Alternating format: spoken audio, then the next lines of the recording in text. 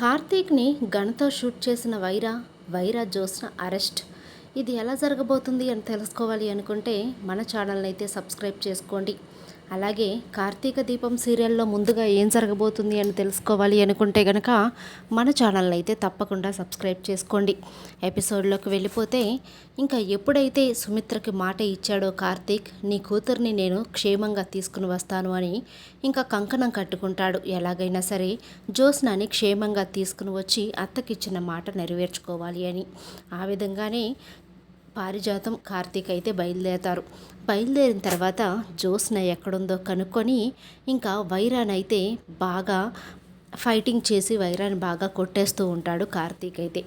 ఇంకా జ్యోత్స్న కట్లన్నీ ఒప్పదీసి జ్యోత్స్నాను తీసుకుని వెళ్ళిపోదాం అనుకొని చెప్పేసి ఇంకా పారిజాతం అయితే జ్యోత్స్న కట్లన్నీ కూడా విప్పేస్తుంది. విప్పేసిన తర్వాత ఇంకా జ్యోత్స్నను తీసుకుని వెళ్ళిపోదాం అనే నిమిషంలో అయితే వైరా ఇంకా తన బ్యాగ్లో ఉన్న గన్ అయితే తీసి జ్యోత్స్నాని అయితే కాల్చడానికి ట్రై చేస్తూ ఉంటాడు.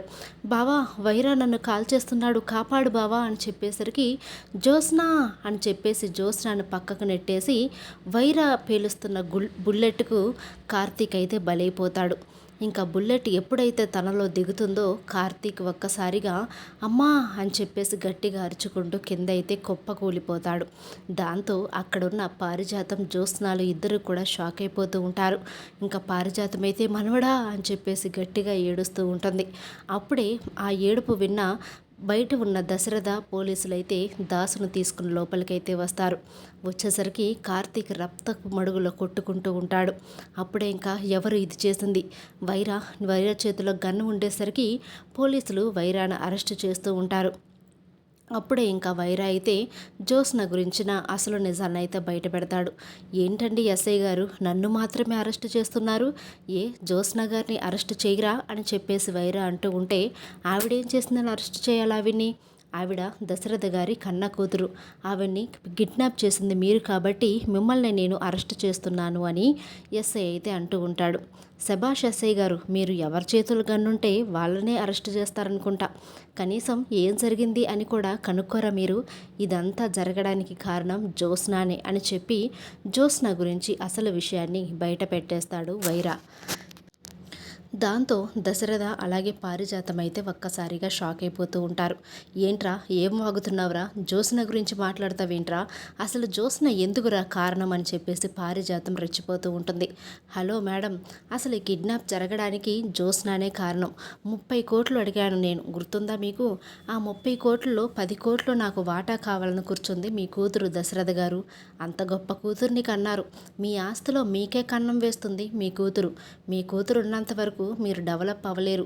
నేను 30 కోట్లు అడిగాను, ఆ 30 కోట్లలో 10 కోట్లు నాకు, 20 కోట్లు నీకు వైరా అని చెప్పేసి నాతో డీలింగ్ కుదుర్చుకుంది నీ కూతురు. ఆ 10 కోట్ల కోసం ఎన్ని నాటకాలు వేసింది అనుకుంటున్నావు? ఇక్కడ తనని మేపలేక చచ్చాను నేను, తనకిష్టమైన ఫుడ్ అంతా పెట్టాను.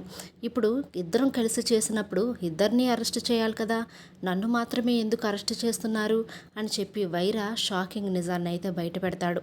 అప్పుడే ఎస్ఐ ఇలా అంటూ ఉంటాడు, ఏంటండి దశరథ గారు, ఇది మీరే కావాలని, మీ కూతురే కావాలని కిడ్నాప్ చేయించుకుందని, మీ దగ్గర నుండి డబ్బులు బ్లాక్మెయిల్ చేయడానికి ఇలా చేసిందని వైరా అంటున్నారు, మీరేం మాట్లాడరేంటి అని చెప్పి దశరథన్ అంటూ ఉంటాడు ఎస్ఐ.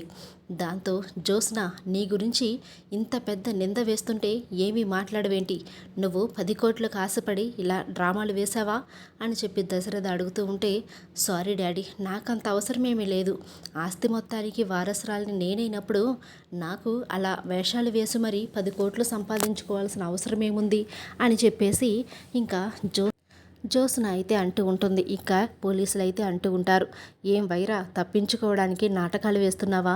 జ్యోత్స్న నాకేమీ తెలియదంటుంది, నువ్వెందుకు జ్యోత్స్న మీదకు నెట్టేస్తున్నావు అని చెప్పేసి అంటూ ఉంటే, నాకు తెలుసు దశరథ గారు, ఇలాంటి ట్విస్ట్ ఏదో ఉంటుందని, అందుకే నీ కూతురు మాట్లాడిన మాటలు నేను వీడియో తీశాను, ఇదిగోండి వీడియో అని చెప్పేసి ఇంకా వీడియోనైతే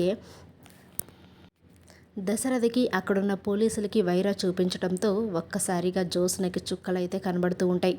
ఏంటి, ఈ వైరా నాకు తెలియకుండా వీడియో కూడా తీశాడా, నన్ను అడ్డంగా ఇరికించేశాడు, ఇంకా నేను తప్పించుకోవడానికి నాకు ఆప్షన్ కూడా ఏమీ కనిపించడం లేదు అని చెప్పేసి జ్యోత్స్న అనుకుంటూ ఉంటుంది.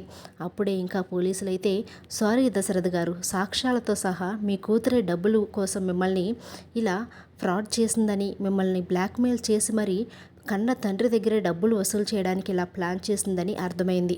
ఈ సాక్ష్యంతోనే జ్యోత్స్నాని అలాగే వైరాని ఇద్దరిని కూడా మేము అరెస్ట్ తీసుకుని వెళ్తున్నాము అని చెప్పి కార్తీక్ని హాస్పిటల్కి అయితే పంపించడం జరుగుతుంది.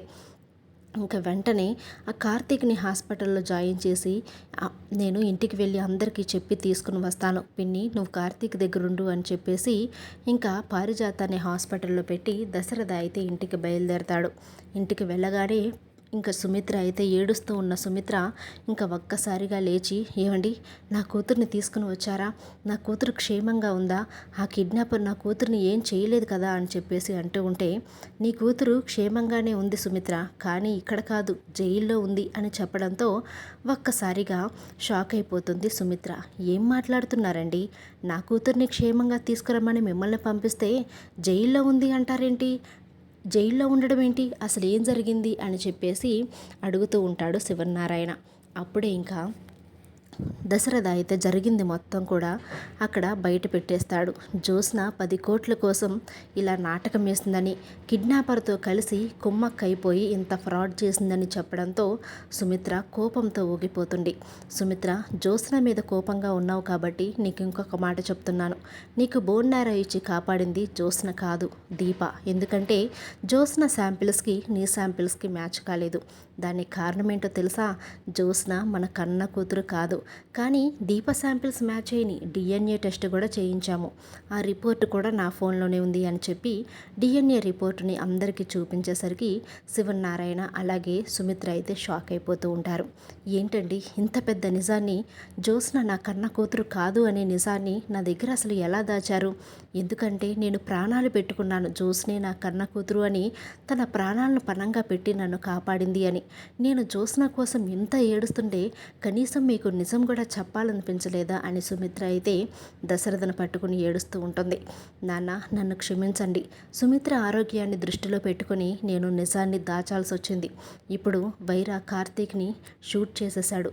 కార్తీక్ ప్రాణాపాయ స్థితిలో హాస్పిటల్లో ఉన్నాడు, ఐసీయూలో ట్రీట్మెంట్ జరుగుతుంది. కార్తీక్కి బ్రతుకుతాడా చనిపోతాడా అనే విషయం కూడా తెలియదు అని చెప్పడంతో ఇంకా సుమిత్ర అయితే దీపని తన సొంత కూతురుగా అంగీకరించి అల్లుడికి ఇలా అయిందని తెలియగానే ఇంకా చాలా ఎమోషనల్ అయిపోతూ అందరూ కూడా హాస్పిటల్కి అయితే బయలుదేరతారు. ఇంకా భగవంతుని దయ వల్ల కార్తీక్ అయితే ఎటువంటి ప్రాణాపాయం లేకుండా ప్రాణాపాయ స్థితి నుండి అయితే కార్తీక్ కోలుకొని బయటకైతే వస్తాడు. ఈ విధంగా కార్తీక్ని గన్తో షూట్ చేసిన వైరా జ్యోత్స్న ఇద్దరిని కూడా అరెస్ట్ చేయించిన దశరథ. వీడియో నచ్చితే లైక్ చేయండి.